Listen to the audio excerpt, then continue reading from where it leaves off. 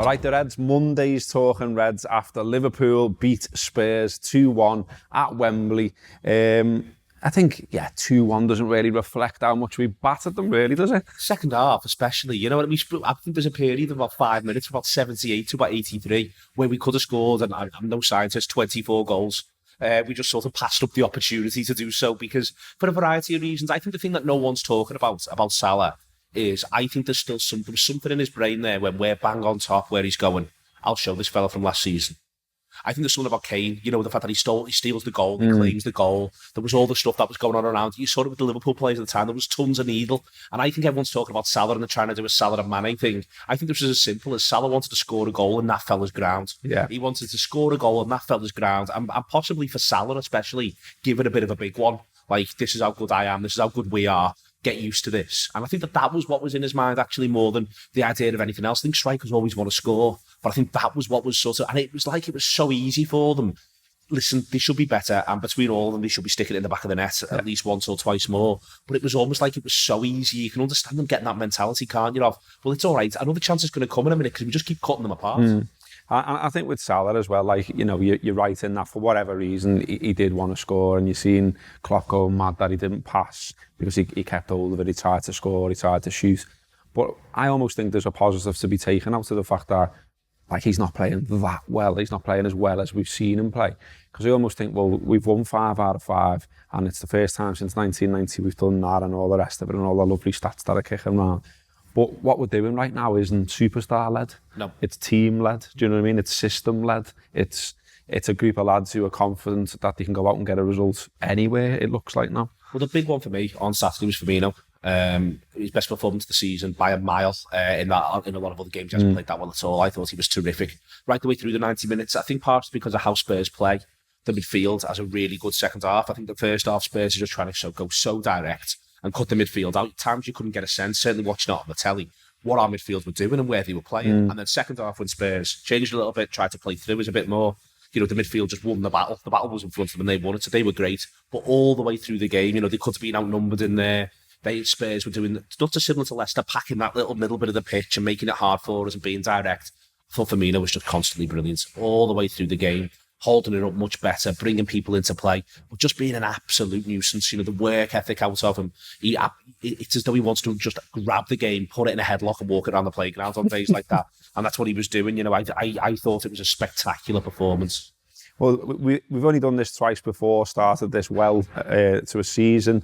We won our first 8 in 1990-91 and Walsh's put here. So if we beat Southampton, Chelsea and City, we can just match that and carry on. Easy. Would you back us to do that? No, in that, you know, just the sheer load of averages. In the same way that, for instance, I felt West Ham had a chance going to Goodison.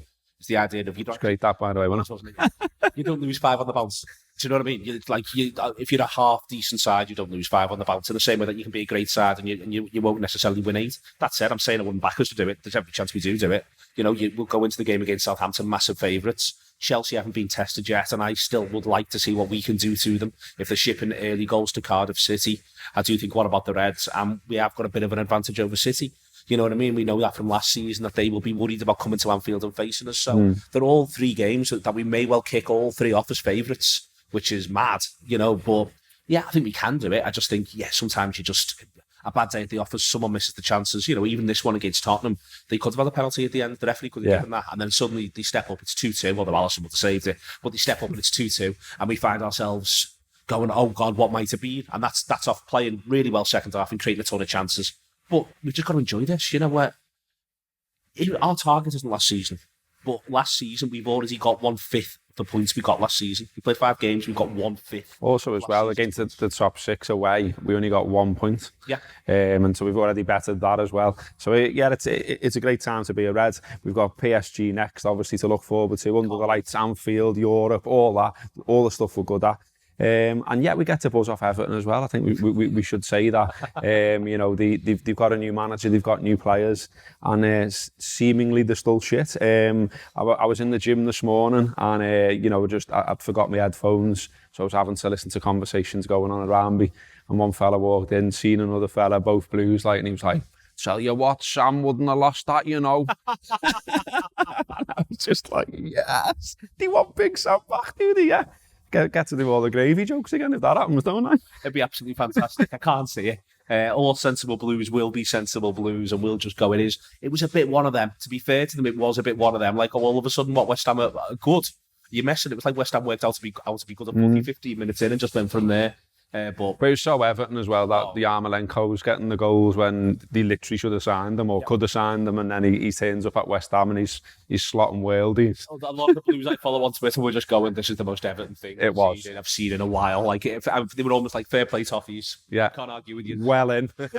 Okay, James Milner's down on our little agenda here as well. Distance covered in the match 12.9 kilometres. And that's doing shuttle runs, not just like jogging around to get a medal at the end with your mates. Average speed 8 kilometres, if that means something to you. Passes in the opposition half 32, crosses 4, chances created. All of those as well. He was like the number one in the category for everyone who was on the pitch. Yeah. And this is supposedly a fella who's a little bit past it and a little bit old and all the rest of it. No one's told him, have they? Absolutely, no one's told him. He is. I think it is worth pinpointing it is this calendar year. He didn't have that many games first half of last season. He'd moved from left back, and everyone was saying, "Oh, maybe Klopp's trying to teach him a bit of a lesson or something like that." And that could have been true. What's happening in dressing rooms and on training grounds, it's fluid, and it might just be that he got his head down, was terrific in training, gets his opportunities. Klopp picks him, sees what he's doing, keeps picking him, and then before you know where you're at, we've got this version of James Milner, and I don't see it stopping anytime soon. I think it's a man who completely understands what he's meant to be doing and is into it. And that's the other thing as well, is that he loves it when it becomes a scrap. Yeah. He loves it when it becomes throwing one in. He loves it when it becomes, all right, how am I going to do you here? And it's not like it's basic about this. He's not tried to start a riot with Rose, didn't he, in the corner? Yeah. which is brilliant. And he's not basic about it. It's like, I'm gonna outfight you, but I'm gonna outsmart you, and then I'm gonna outplay you, and I'm gonna do all those things one after the other. Watch it. And then he does it. And it must be, there must be fellas coming off that pitch going, is he kidding? Is he absolutely? Sometimes our players, there was this moment when he was like urging Manny to close something down. Yeah, 93, yeah, I've seen that. He was like, lad, I know, yeah. I know. There was another one as well where, lighting it towards the end, then he's just legging round, won about 3 tackles in succession, was in midfield 1 minute, was in full back position the next. And you just seen Henderson going, tell you what, fair play, lad. He's been absolutely boss for us, and Sean's put down here, best free transfer of all time. Yeah. For us, I mean, we are Gary Mack, Marcus Babbel. That's how far back you've got to go. And what happened to Marcus Babbel was really, really sad. But that's how far back you've got to go now. I think to find a free transfer of comparable sort of impact upon Liverpool. He's been part of a midfield that's got us to a Champions League final. Part of a midfield that's confirmed top 4. Part of a side that's done top 4 2 years on the bounce. And he's been integral in both of those seasons. He's not been a big part player. He's been a major player for Liverpool, and fair play to him. And also, you get the impression he's a great person to have around the whole enterprise. Yeah, absolutely. So PSG next then, 100% as well. So something's got to give at Anfield. We're all looking forward to it, and we'll be talking about it sort of non-stop between now and then. So as soon as this camera stops rolling, we're going to run downstairs. We're going to do the Anfield Apps free show, which is out there every Monday. So if there's a way you want to get another red into the Anfield app and they're like, ooh, $5 a month, send them this and get them to listen to this. So we're going to go and record that in a minute. We're also going to be recording later today the second look, which is what it says on the tin, which is a video taking a second look at the match at the weekend, picking out some talking points and having a chat around that. All the usual stuff on Tour Player as well. So there'll be the review, there'll be Under the Lights, which looks in depth at the visit of PSG. What a journalist from L'Equipe coming on for that, which is excellent. Excellent. So as ever, there's loads of stuff on the Anfield app, both to listen to and to watch. We're all over social media as well. So give it all a watch, give it all a listen, share it, tell the other Reds. And that's been today's Talking Reds. Up the Reds.